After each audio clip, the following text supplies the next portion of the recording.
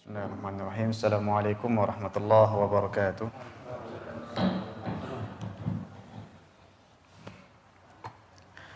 Alhamdulillah, salatu wassalamu ala rasulillah wa ala alihi wa sahbihi wa man walah, amma ba'du. Fa ikhwati fillah rahimakumullah. Puji syukur kita haturkan kepada Allah. Salawat dan salam semoga tercurah kepada baginda Rasulullah sallallahu alaihi wasallam. Alhamdulillah, pada kesempatan kali ini kita bertemu di majelis ilmu dalam rangka menguatkan keimanan kita kepada Allah Jalla fi'ula, sehingga kita mudah-mudahan dirahmati Allah Subhanahu wa taala dan mendapatkan Firdausil A'la. Alhamdulillah, kita kembali melanjutkan kajian Kitab Riyadhus Shalihin karangan Al-Imam An-Nawawi rahimahullahu taala yang sempat terputus. Ya, sudah sampai hadis terkait peristiwa Ka'ab bin Malik. Ya, peristiwa yang mana 3 orang tidak mengikuti perang. Ya, karena tidak memiliki udzur sama sekali, akhirnya dihajar oleh Allah Subhanahu dan Rasulnya, artinya diasingkan selama 40 hari. Ya, kurang lebih. Kemudian dia bertobat kepada Allah Subhanahu wa taala dan terima taubatnya oleh Allah Subhanahu wa taala. Selanjutnya, ya di sini mungkin ada beberapa hadis potongan sedikit yang saya anggap penting, yaitu anna Nabi sallallahu alaihi wasallam kharaja fi ghazwati Tabuk yaumal khamis. Jadi Nabi Muhammad sallallahu alaihi wasallam pergi ke perang Tabuk di hari Kamis, ya. Wa kana yuhibbu an yakhruja yaumal khamis, yang mana Rasulullah sallallahu alaihi wasallam suka keluar atau memulai safarnya berpergian jauh itu pada pagi, yaitu pada hari Kamis, ya. Wa fi riwayah wa kana la yaqdamu min safarin illa naharan fid duha. Kemudian Nabi sallallahu alaihi wasallam juga tidak pernah datang dari safar bepergian jauh melainkan siang hari waktu duha, ya, waktu duha. Fa idza qadima bada bil masjid, ketika sudah sampai di rumahnya, artinya ketika sudah sampai di tempat masing-masing, dia langsung ke masjid, shalla fihi raka'atain, kemudian dia salat 2 rakaat di masjid tersebut, summa jalasa fihi, kemudian dia duduk di masjid itu. Artinya ini sunnah-sunnah yang seperti ini, ya, jika memungkinkan kita lakukan. Jika kita memungkinkan kita lakukan, misalkan ada pilihan kapan kita pergi di hari Kamis, ya. Kemudian ketika memungkinkan kita datang ke rumah kita di waktu duha, ya, kalau memungkinkan, ya. Kemudian kita sholat di masjid yang terdekat dengan rumah kita 2 rakaat, kemudian duduk sebentar berzikir kepada Allah Subhanahu wa taala, baru pergi masuk rumah. Yang seperti ini mungkin jarang kita lakukan, tapi paling tidak kita mengetahui ilmunya terlebih dahulu. Ketika sudah mengetahui ilmunya terlebih dahulu, kalau ada kesempatan, kalau ada kekuatan, ada yang memudahkan kita, maka kita lakukan. Ya, seperti ini sesuai dengan sunnah Rasulullah sallallahu alaihi wasallam. Baik, selanjutnya hadis terkait tentang hadis ini untuk nomornya nomor 23, ya. Terkait perempuan Juhainah. Ya, ada yang mengatakan dari Ghamidiyah, ya, yang melakukan zina. Kemudian mengadukan keadaannya kepada Nabi Muhammad sallallahu alaihi wasallam. Ya, di sini saya bacakan hadisnya. Wa an Abi Junaid, ya, bi dhammin nun wa fathil jim, Imran ibn al-Husain al-Khuzai radhiyallahu anhuma, anna imra'atan min Juhainah atat Rasulullah sallallahu alaihi wasallam wa hiya hubla min az-zina. Faqalat ya Rasulullah asabtu haddan faqimhu alayya. Ya Rasulullah asabtu haddan faqimhu alayya. فدعا نبي الله صلى الله عليه وسلم وليها فقال ahsin ilaiha fa idza wada'at fa'tini fafa'ala fa'amara biha Nabiyullah sallallahu alaihi wasallam fashuddat 'alaiha thiyabuha thumma amara biha farujimat thumma shalla 'alaiha faqala lahu Umar tusalli 'alaiha ya Rasulullah wa qad zanat qala laqad tabat taubatan law qusimat baina sab'ina min ahli al-Madinah la wasa'athum wa hal wajadta afdala min an jadat bi nafsiha lillahi azza wa jal rawahu Muslim. Ya, hadis yang cukup panjang, peristiwa perempuan yang berzina. Ya, hadis ini dari Abi Nujaid. Ya, mohon maaf tadi salah. An Abi Nujaid ya. Bukan Junaid. An Abi Nujaid bi dhammin nun wa fathil jim. Maksudnya nunnya di dhammahkan nu wa fathil jim dan jimnya di fathah jim Nujaid bacanya. Ya. Nah, biasanya kalau zaman dahulu belum ada harokat, ya, orang kadang salah baca nama. Makanya dituliskan oleh Imam Nawawi rahimahullahu taala cara baca nama seseorang. Nujaid, tadi saya baca Junaid ya, mohon maaf.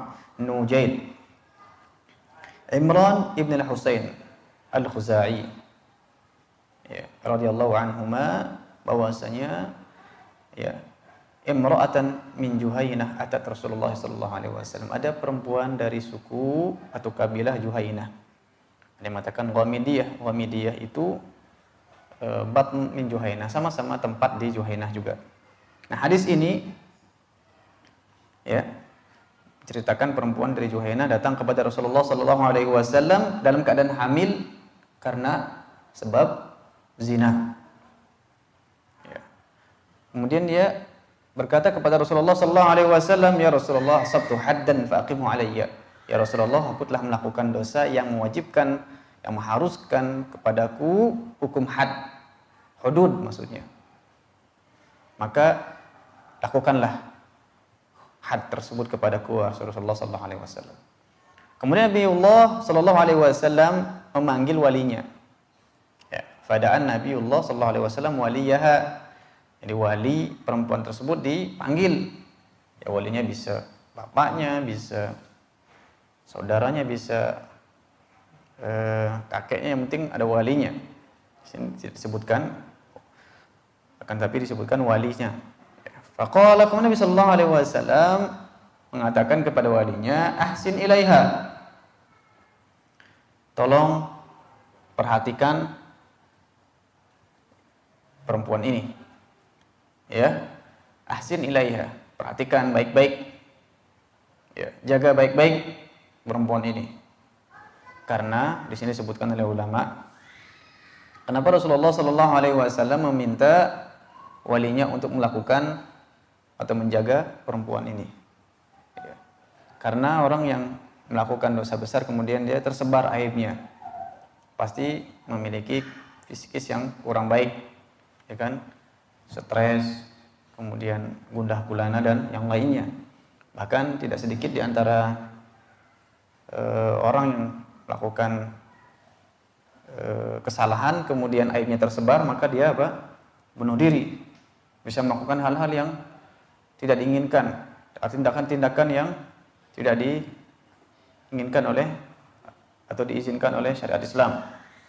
Ya, banyak kita temui kaum muslimin yang muslimah yang seperti ini, akhirnya bunuh diri atau melakukan, bahkan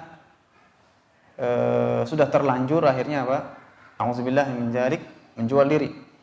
Ya, makanya Nabi Shallallahu alaihi wasallam ya memerintahkan walinya untuk memperhatikan perempuan ini, jaga baik-baik supaya tidak melakukan hal-hal yang tidak diinginkan, atau supaya bayinya bisa selamat, keadaannya pun sehat walafiat. Intinya jaga baik-baik, perhatikan baik-baik perempuan ini. Itu pesan Nabi Muhammad SAW. Jika sudah melahirkan maka datang kepadaku. Ya, itu kata Nabi Muhammad SAW. Fa idza wada'at fa'tini. Jika sudah melahirkan Maka kenapa? Baru datang untuk lakukan atau dilakukan had. Ya. Setelah itu fafa'ala, kemudian Nabi kemudian walinya dan perempuan ini datang. Ya. Setelah melahirkan datang. Maka Nabi sallallahu alaihi wasallam fa'amara biha Nabiullah sallallahu alaihi wasallam fashuddat 'alaiha thiyabuha. Nabi sallallahu alaihi wasallam memerintahkan sahabat Nabi Muhammad sallallahu alaihi wasallam untuk mengikat baju-bajunya. Ya, ujung-ujung bajunya biar tidak tersingkap ketika nanti dirajam. Karena kalau orang dirajam itu kan kesakitan. Kalau orang kesakitan merintih segala macam, akhirnya karena perempuan auratnya tersingkap. Karena baju-baju terdahulu kan lebar-lebar. Akhirnya disuruh ngikat ujung-ujungnya. Ya. Ujung-ujungnya diikat supaya tersingkap auratnya ketika dirajam. Maka Nabi Muhammad SAW memerintahkan sahabatnya untuk melakukan tersebut. Ya. Tsumma amara biha farujimat. Setelah selesai, sudah siap, maka dirajamlah perempuan tersebut. Ya. Ketika meninggal, ya, sudah meninggal dunia, shalla 'alaiha, tsumma shalla 'alaiha. Kemudian Nabi Muhammad SAW sholat menyolati jenazahnya.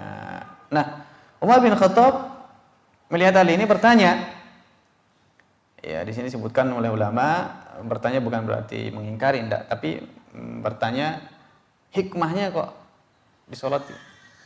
Umar mengatakan atau bertanya, "Tusalli 'alaiha ya Rasulullah wa qad zanat?" Engkau salat atau menyolati jenazahnya padahal perempuan ini sudah berzina? Nabi sallallahu alaihi wasallam mengatakan, laqad tabat. Nah, perempuan ini sudah taubat, wahai Umar. Pertaubatan lau qusimat baina sab'ina min ahlil Madinah lawasa'athum. Sudah taubat dengan pertaubatan. Jika dibagikan, ya, pertaubatannya ini, ya, di antara 70 penduduk Madinah yang melakukan dosa, lawasa'athum, maka cukup.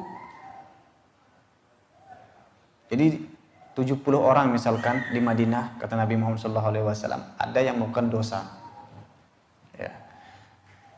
Kemudian pertaubatan perempuan yang berzina ini dibagikan untuk orang yang melakukan dosa ini, 70 orang ini, maka akan cukup. Dan akan bermanfaat bagi 70 orang tersebut. Artinya apa? Begitu besar, ya, pertaubatan seorang perempuan ini. Ya. Kemudian Nabi Shallallahu Alaihi Wasallam menanya atau bertanya kepada Umar, wahal wajadta afdal min anjadat bin nafsiha lillahi azza wajal, apakah engkau mendapati yang lebih afdal daripada seorang perempuan yang menyerahkan dirinya kepada Allah Subhanahu wa taala untuk apa? Dilakukan rajam dan pembersihan diri. Nah, ini kata Rasulullah sallallahu alaihi wasallam. Hadis ini diriwayatkan oleh Imam Muslim rahimallahu taala. Nah, yang bisa kita ambil daripada hadis ini adalah yang pertama bahwasanya hadis ini diriwayatkan oleh Imam Muslim dari kitab Hudud. Kitab Hudud itu kitab namanya kitab Hudud, kitab yang berbicara terkait hukuman-hukuman berat bagi pelaku tindak pidana dalam Islam. Ya, babu man i'tarafa ala nafsihi bizina, babnya yang mengakui dirinya berzina. Nah, di sini bisa kita ambil pelajaran bahwasanya boleh kita mengakui, ya, boleh kita mengakui kita melakukan dosa besar. Di sini dalam buku dalam kitab ini, yaitu dalam hadis ini, maksudnya dalam hadis ini yaitu zina kepada waliul amr yang memang benar-benar menerapkan hukum Islam. Boleh kita melaporkan bahwasanya saya melakukan ini dan itu. Ya. Kemudian, ya, bagaimana hukumnya jika atau apa yang lebih afdal? Mana yang lebih afdal? Apakah orang yang mengakui dirinya berzina kemudian dia melaporkan kepada pemerintah atau waliul amr yang menerapkan hukum hudud, atau dia menyembunyikan aibnya tersebut, dia taubat kepada Allah Subhanahu wa taala dan dia minta ampun kepada Allah Subhanahu wa taala. Ya. Di sini ulama mengatakan merinci, jika seseorang itu, saya ulangi, jika seseorang itu melakukan zina dan dia meyakini bahwa dirinya mampu menahan untuk tidak melakukan zina lagi, artinya memang zina ini apa? Semacam idman, seperti khamr, itu kecanduan.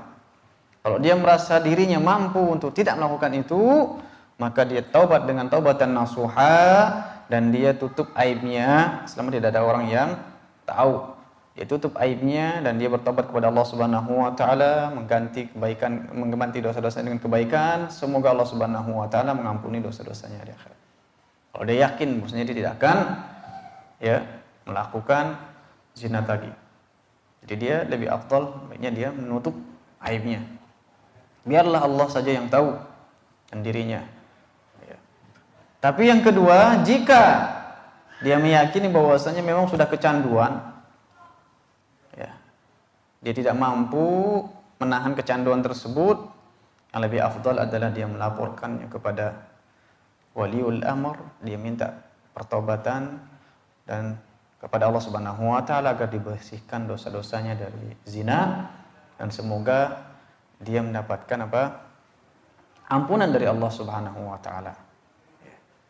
Nah, ini kata ulama, yaitu dirinci, ya. Kemudian ikhwati fillah rahimakumullah, ya. Disebutkan di sini, ya. Yang dimaksudkan imra'ah min Juhainah atau perempuan dari Juhainah di sini disebutkan adalah Khawlah binti Khuwailid, ya. Khawlah binti Khuwailid, ya.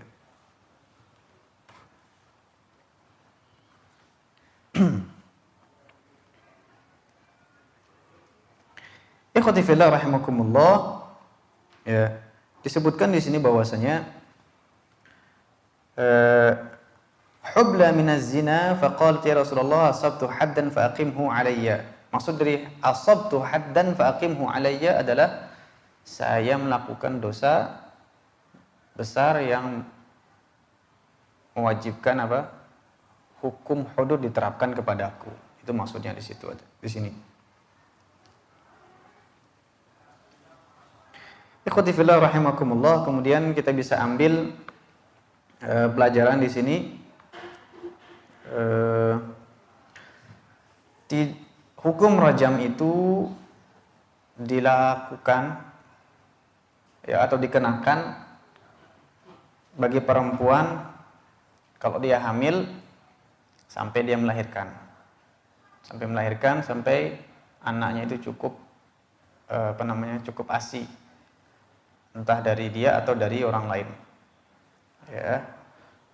Jadi kalau perempuan berzina kemudian dia hamil, tunggu sampai melahirkan. Kemudian orang yang dirojam adalah orang yang sudah muhsan, artinya yang sudah kawin dan menikah. Itu auzubillah min zalik, kalau dia berzina maka dihukum rojam. Rojam itu dilempar dengan batu sampai meninggal dunia. Itu bagi orang yang sudah nikah, ya. Kemudian apa hukumnya janda atau duda melakukan zina? Kira-kira ada yang tahu? Apakah dia dicambuk atau dirajam? Barangkali teman-teman pernah membaca atau mendengarkan ustaz-ustaz cambuk, ya. Syekh siapa namanya? Harus disorot dong, kan maksudnya itu juga, ya. Syekh mengatakan dicambuk. duda atau janda. Ada lagi pendapat yang lain? Ini baru mazhab Hanafi nih, Masya Allah. Mazhab Maliki ada? Mazhab Syafi'i lah. Atau Hambali. Ya.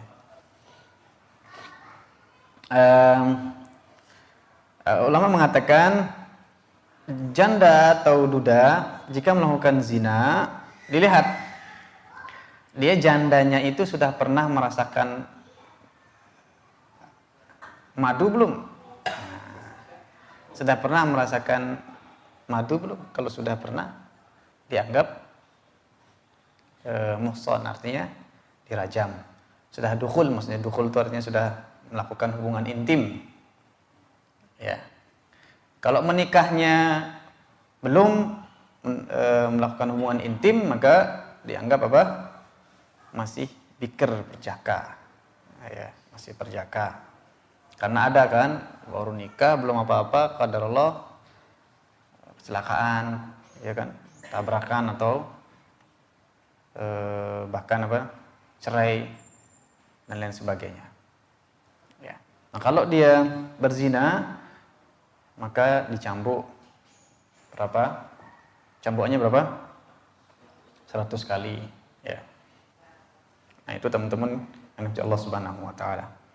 Jadi saya ulangi, apa hukum janda atau duda yang melakukan zina, apakah dirajam atau dicambuk? Dirinci, dilihat jika duda atau jandanya itu sudah menikah dan sudah melakukan hubungan intim, maka dirajam. Nauzubillah min dzalik. Jika belum melakukan hubungan intim, maka dicambuk. Ikhwati fillah rahimakumullah. Kemudian yang bisa diambil dari hadis ini juga farujimat, dirajam. Ulama mengatakan bahwasanya batu yang dipakai merajam itu tidak terlalu besar dan juga tidak terlalu kecil. Terlalu besar sekali lempar empuk mati pecah kepala. Tidak terlalu besar dan juga tidak terlalu kecil. Terlalu kecil, lama matinya. Pertengahan. Ya, pertengahan. Kita memang tidak pernah menyaksikan. Dulu juga tidak ada video. Tidak menyaksikan juga, dan memang jarang sekali hukum had atau hudud terkait zina ini bisa direalisasikan. Yang sebatas yang saya baca itu, yang pernah dilakukan itu adalah pengakuan dari pelaku zina tersebut. Jarang sekali untuk dilaporkan, misalkan dilaporkan ini dan itu, kemudian dia ada saksinya, ada 4, dan dia harus melihat apakah sudah pernah benar-benar ininya sudah benar-benar satu sama lain sudah masuk. Nah, ini susah.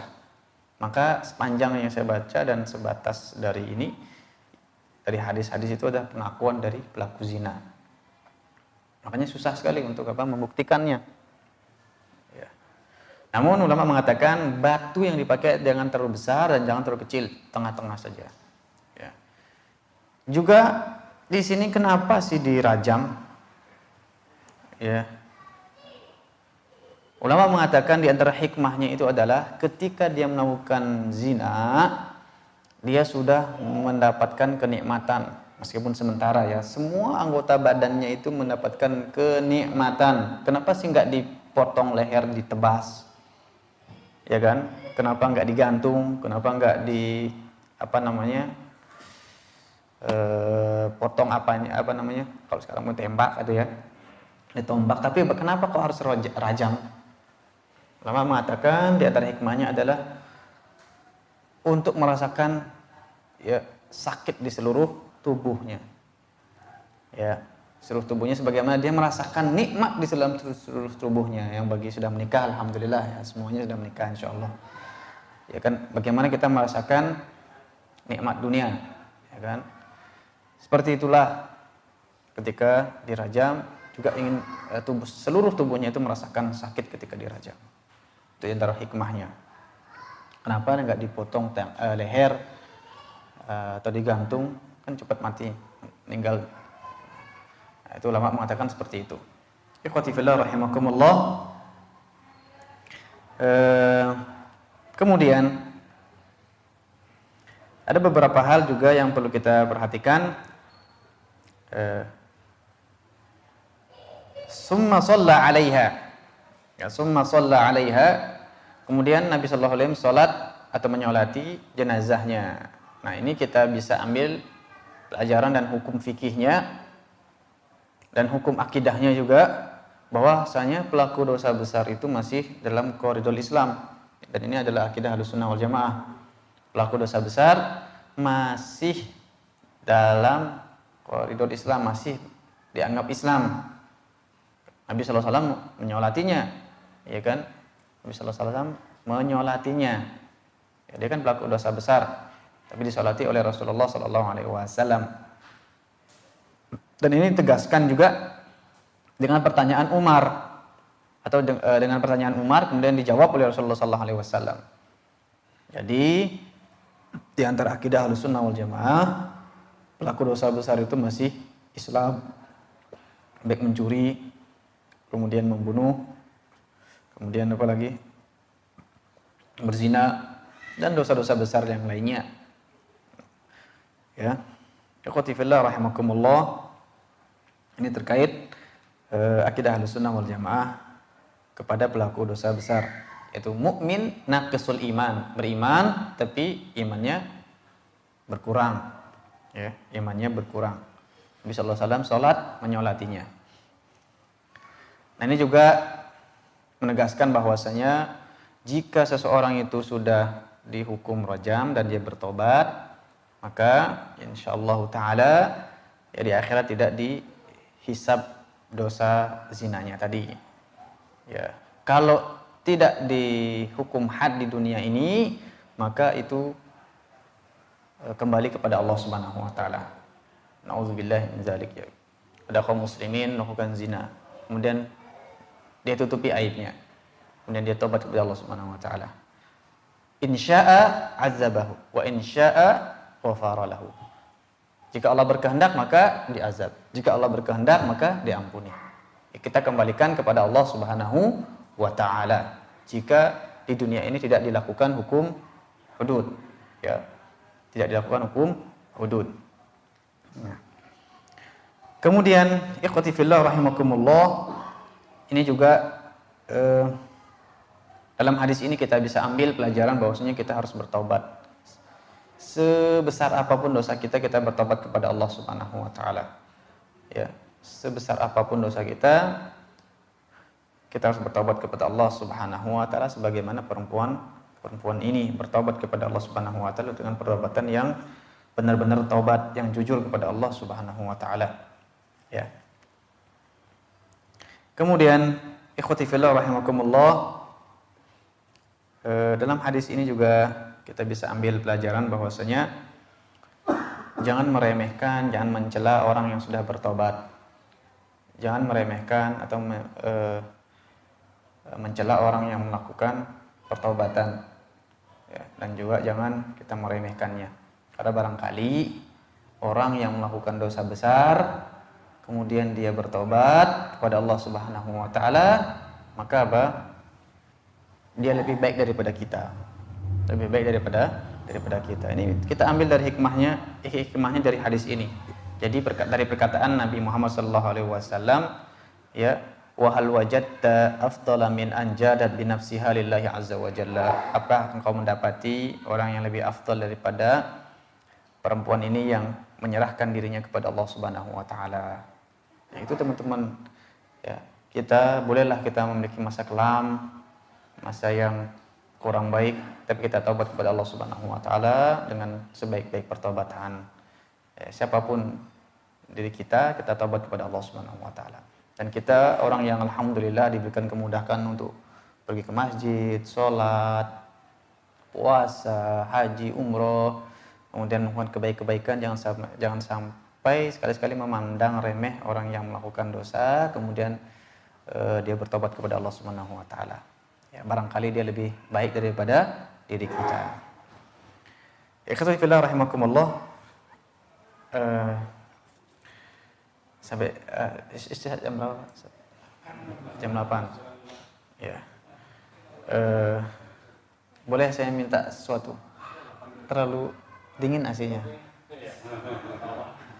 Jadi saya kurang konsen. Ya. Mungkin 1 atau 2 saja. Ya.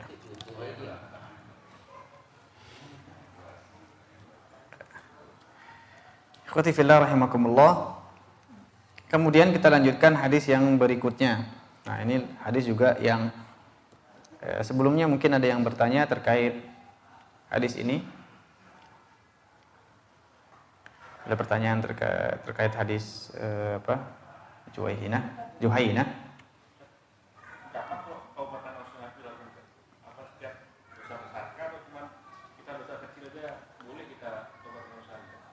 Mulai kita bertobat kapanpun, istighfar. Istighfar itu taubat juga. Nah, kan Nabi Shallallahu Alaihi Wasallam istighfar setiap hari 70 sampai 100 kali. Itu taubat. Istighfar itu juga pertobatan. Ya, pertobatan. Perihal kita nanti akan melakukan terjerumus lagi, beda lagi ceritanya. Terus kita taubat. Karena manusia itu tidak lepas daripada dosa dan kesalahan. Ya, setiap hari kita beristighfar kepada Allah Subhanahu wa taala. Baik dosa besar maupun dosa kecil. Baik, kita lanjutkan teman-teman di hadis yang selanjutnya. Di sini tertulis hadis 24 ya, dari sahabat Ani bin Abbas wa Anas bin Malik radhiyallahu anhum. Dari sahabat Ibnu Abbas yaitu Abdullah bin Abbas dan Anas bin Malik radhiyallahu anhum. Anna Rasulullah sallallahu alaihi wasallam qala, sesungguhnya Rasulullah sallallahu alaihi wasallam ya bersabda, "Lau anna li ibni Adam wadiyan min zahab, ahabba an yakuna lahu wadiyan." Nah, ini terkait manusia yang tamak. Rasulullah SAW bersabda, sekiranya anak cucu Adam itu memiliki 1 lembah penuh isinya emas, ahabba an yakuna lahu wadiyan, dia ingin memiliki 2 lembah emas.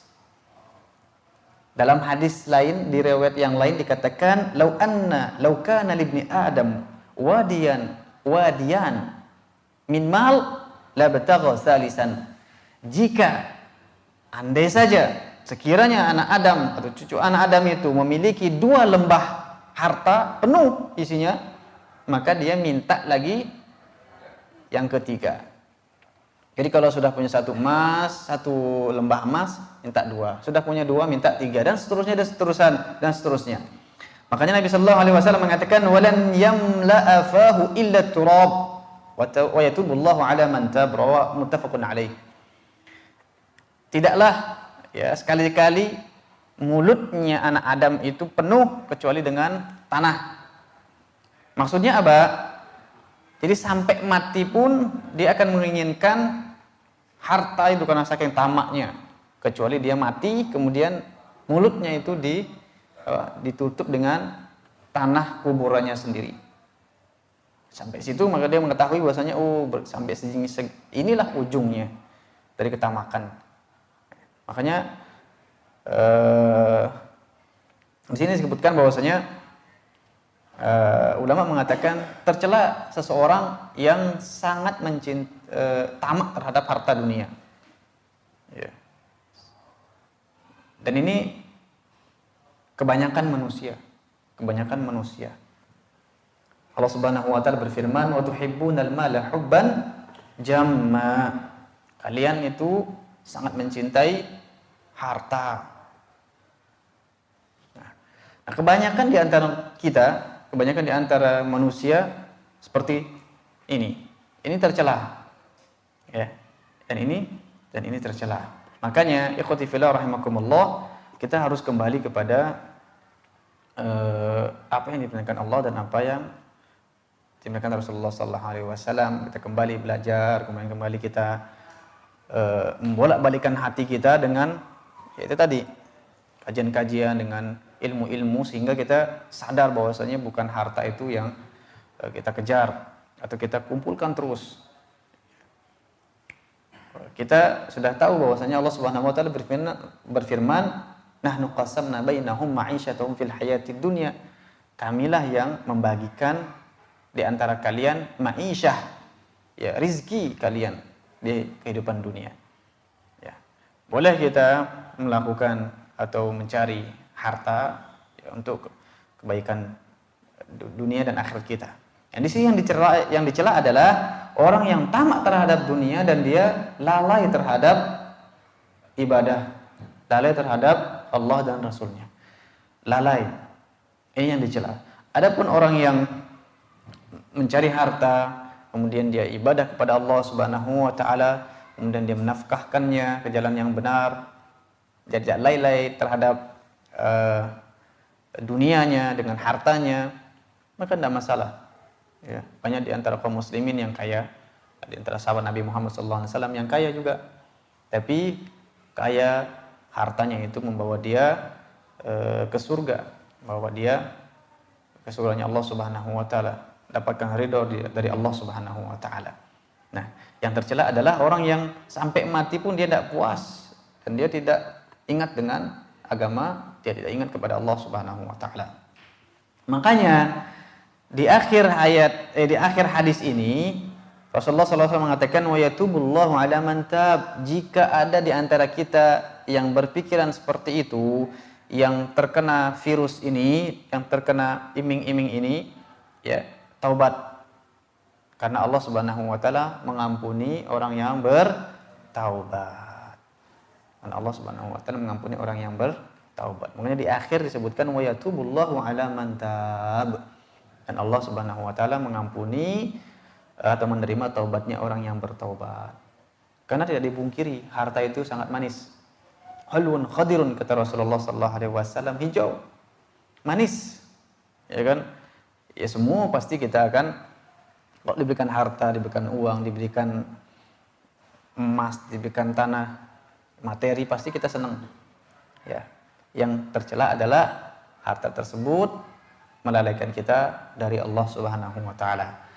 Pun jika kita terkena virus itu, maka kita bertobat kepada Allah Subhanahu wa taala, karena Allah mengampuni dosa orang yang bertaubat. Nah, demikian ikhwati fillah rahimakumullah terkait hadis yang kedua ini, ya, hadis yang kedua. Kemudian hadis yang ke-25, an Abi Hurairah radhiyallahu anhu, dari sahabat Abu Hurairah radhiyallahu taala anhu, anna Rasulullah sallallahu alaihi wasallam qala, sesungguhnya Rasulullah sallallahu alaihi wasallam bersabda, yadhaqullahu subhanahu wa taala ila rajulaini. Nabi Muhammad sallallahu alaihi wasallam bersabda, Allah Subhanahu wa taala tertawa kepada dua orang, ya, tertawa kepada dua orang. Yaqtulu ahaduhumal akhar, yang mana dua orang ini, ya, satu di antara mereka membunuh yang lainnya. Yadkhulanil jannah, dua-duanya masuk surga. Yuqatilu hadza fi sabilillah, yang ini membunuh di jalan Allah Subhanahu wa taala, fayuqtal, kemudian dia terbunuh. Summa yatubullahu 'alal qatil, kemudian Allah Subhanahu wa taala mengampuni orang yang membunuh itu. Fayuslim, kemudian dia berislam. Fayustashhad, kemudian dia juga mati syahid. Muttafaqun alaih. Hadis diriwayatkan Bukhari dan Muslim. Jadi Nabi sallallahu alaihi wasallam mengabarkan kepada kita bahwasanya Allah Subhanahu wa taala tertawa. Hadis sifat, hadis sifat-sifat Allah Subhanahu wa taala. Ya. Kita meyakini bahwasanya Allah Subhanahu wa taala memiliki sifat tersebut yaliqu bi jalalihi, yang yaliq. Tidak boleh kita menyerupakan Allah Subhanahu wa taala dengan makhluknya. Ya, tertawanya kita dengan tertawanya Allah Subhanahu wa taala beda. Ya. Yaliqu bi jalalihi, yaliqu bi jalalihi artinya apa? Yang sesuai dengan keagungannya Allah Subhanahu wa taala. Tidak boleh kita menyerupakan tertawanya kita kepada tertawanya Allah Subhanahu wa taala. Tertawanya Allah kepada tertawa kita, tidak boleh. Kita meyakini bahwasanya Allah memiliki sifat tersebut. Ya. Kemudian Allah tertawa kepada dua orang yang membunuh. Ya, satunya membunuh, ya. Satunya terbunuh. Karena dia terbunuh di medan perang dan dia kalau mati syahid dengan benar, maka dia masuk surga. Kemudian satunya lagi, pembunuhnya itu dia apa? Juga masuk Islam, masuk surga. Karena apa? Dia Islam, kemudian dia mati syahid. Ya. Salah satu terjadi itu sahabat Nabi Muhammad SAW, budak yang yang membunuh Hamzah. Wahsy, ya.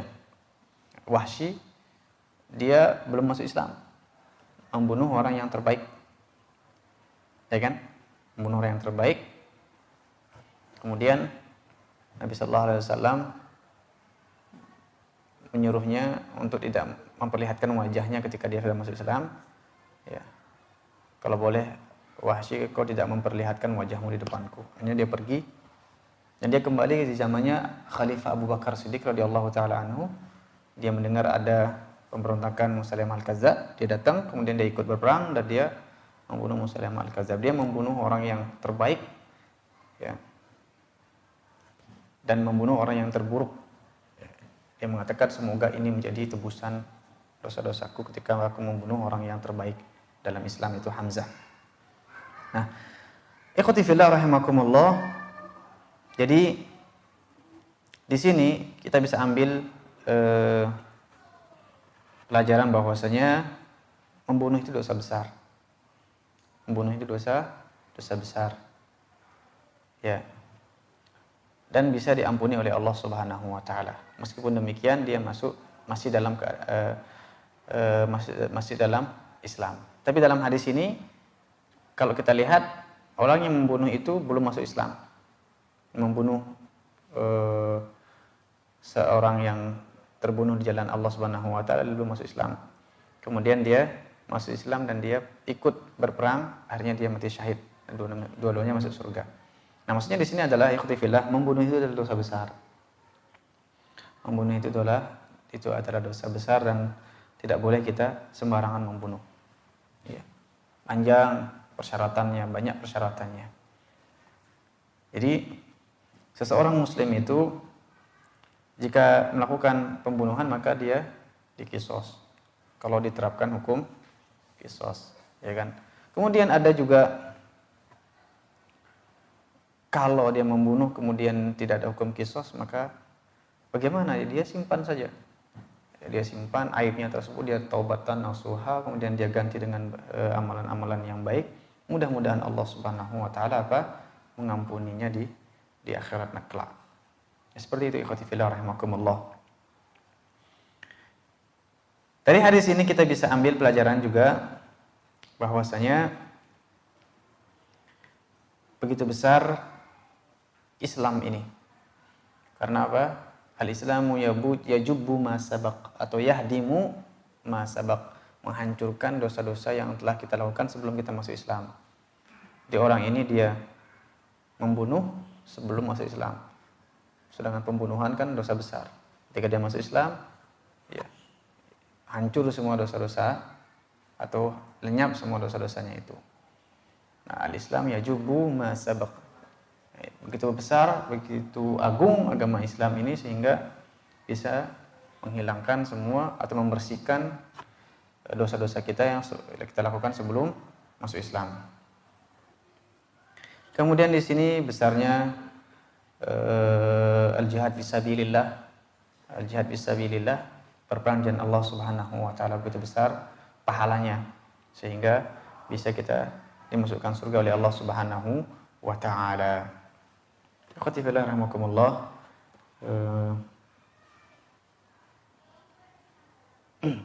Mungkin sampai di sini penjelasan hadis dari Riyadhus Shalihin. Kita bisa mengambil 3 hadis pada 2 hadis ya. 1, 2, 3 hadis pada kesempatan malam hari ini. Mudah-mudahan bermanfaat buat kita sekalian. Yang pertama saya ulangi, hadis yang kita ambil adalah terkait perempuan Juhainah yang melakukan zina, kemudian dia bertobat kepada Allah Subhanahu wa taala dan diterima tobatnya oleh Allah Subhanahu wa taala.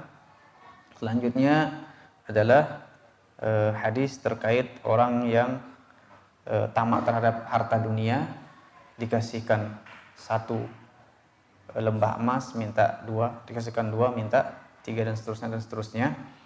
Nah, jika di antara kita ada yang terkena virus tersebut, maka bertobatlah kepada Allah Subhanahu wa taala. Kemudian hadis yang ketiga yaitu hadis yang mana Allah Subhanahu wa taala tertawa terhadap 2 orang yang masuk surga. Yang mana dua-duanya ini adalah pernah membunuh dan pernah dibunuh ya. Ya. Dia membunuh karena Allah dia terbunuh karena Allah Subhanahu wa taala di medan perang, dia masuk surga. Kemudian yang pembunuh ini ya, kalau dia tidak masuk Islam dia masuk neraka, tapi dia masuk Islam kemudian dia syahid, dia masuk surga. Padahal hukum membunuh itu adalah dosa besar dan harus diqisas. Wallahu taala alam. Nah, makanya itulah pentingnya kita bertobat kepada Allah Subhanahu wa taala.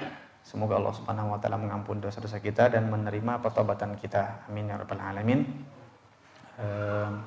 Mungkin sampai di sini kami akhiri dengan doa kafatul majlis. Subhanakallahumma wa bihamdika asyhadu an la ilaha illa anta astaghfiruka wa atubu ilaik. Assalamualaikum warahmatullahi wabarakatuh.